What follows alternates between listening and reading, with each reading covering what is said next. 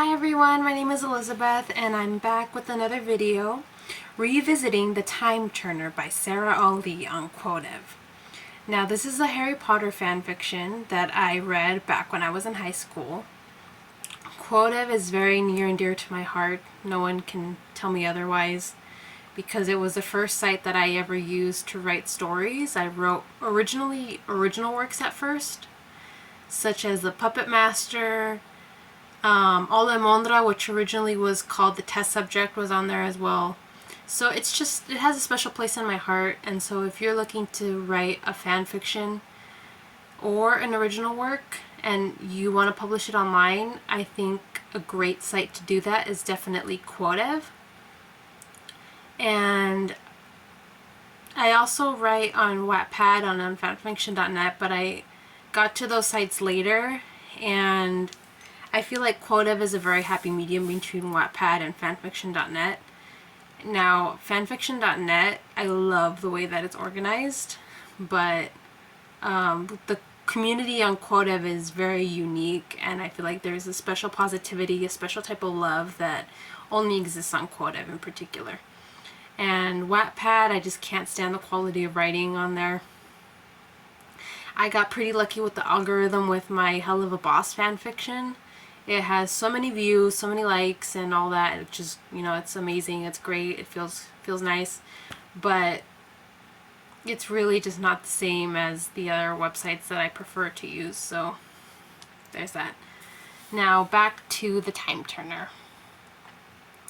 Now this revisit is going to have spoilers, so if you want to read the story without my opinions, my spoiling it for you, if you are interested in reading it, I'm going to leave a link to it down below. Like I said, the author is Sarah Ali. She's a really great writer, I think. She isn't active anymore on Quotev from what I can see. And I am going to double check my words before I leave it published, but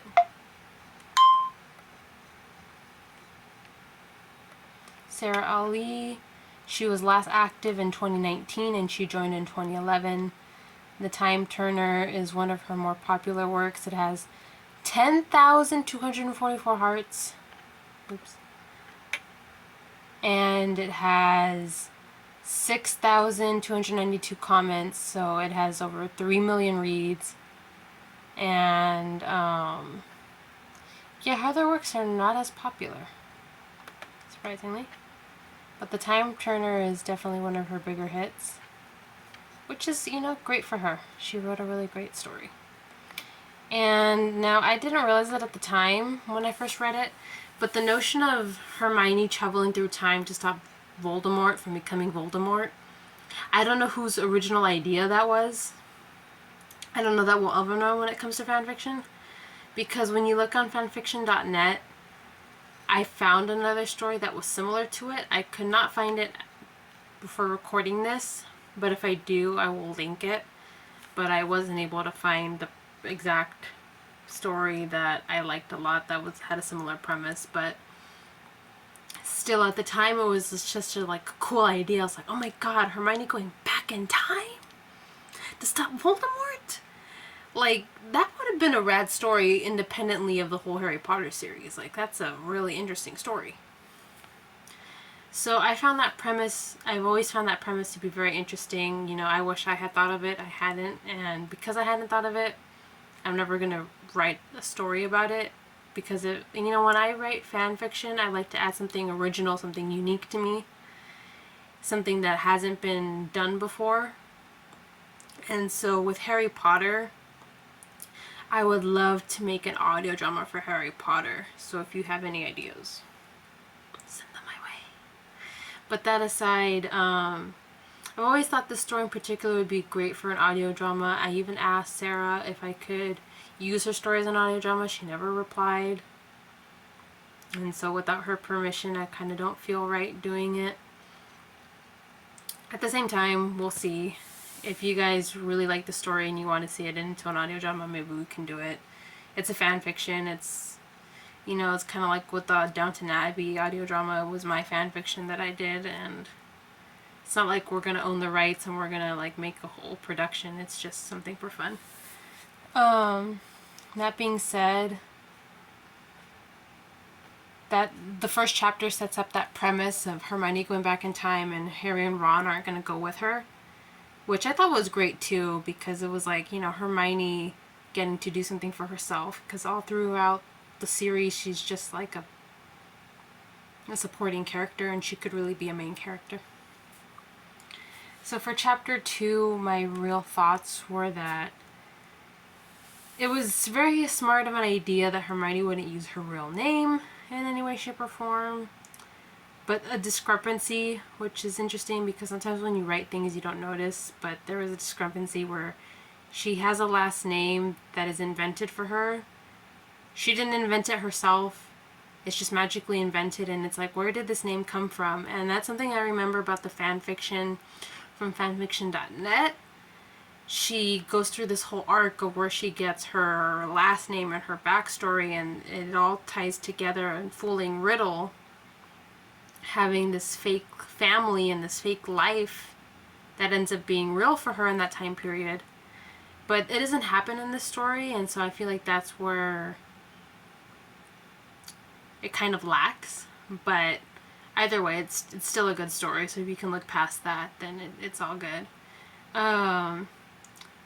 Again, she sorted into Slytherin, which I think was the obvious choice. That way she could interact with Riddle.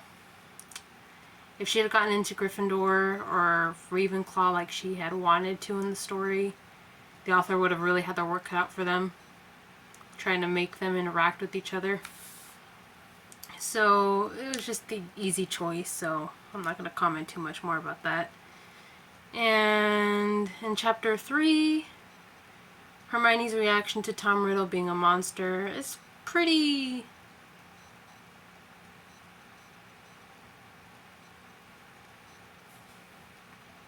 Okay, we're back. My notes were just written very sporadically and very oddly, so I was like, what did I write? So that being said, in chapter 3, Hermione has this very dramatic reaction to meeting Tom Riddle, although it's a very normal, ordinary reaction. I kind of would have wished that Hermione would have been much more calm, much more clear-headed, and not expecting him to just be like, evil! Because I feel like people form and they change over time, and even if you're a great villain, it's not going to be obvious so easily, so I kind of felt like that was a little bit but either way. In chapter 4, Tom forms a plan to get Hermione into the restriction section of the library because he's researching Horcruxes, and he doesn't implement it right away. Like, he has a chance. She's alone in the common room, they're having a conversation, and before he said in his plan, when she's alone in the common room, that he was going to do it. And so the fact that he doesn't do it makes me just like, huh? Maybe I'll read in the future chapters something else, but I felt like that was kind of weird. And then in chapter 5 was like my favorite chapter of the chapters in the first section. What I have to say that I love about chapter 5 is the fact that Sarah really adds an extra layer to what being smart is. The fact that Tom knows additional facts that Hermione doesn't know in the potions class, I feel like that was very interesting and very well done, because it gives more viability for their romance in the future. And if you don't know where this is going, it is a romance story. So it gives like some tension, it gives some plausibility of them being together. And that is something that I really liked. And in the other fanfiction on fanfiction.net, I don't remember what the author does to set up the romance. But in this story, I liked that setup so much. It was like, wow, Hermione's known for being smart, but I just love that she doesn't impress the Dark Lord right away. It's like she has to work for it. She's not going to get it by knowing all the usual facts that she knows, and she's not going to get it so easy, you know? Like there's some tension there. Okay, so that was my review of the first 5 chapters of The Time Turner. I'm going to come back and I'm going to review the next... I'm going to come back and I'm going to review the next 5 chapters next time. Enjoy! Hi everyone! Thank you so much for watching my Time Turner video. I really appreciate the support. I wanted to say that I now have a Discord server for the Tuniki Productions community. There are some special server channels that are exclusive for Ko-Fi patrons or Ko-Fi donators.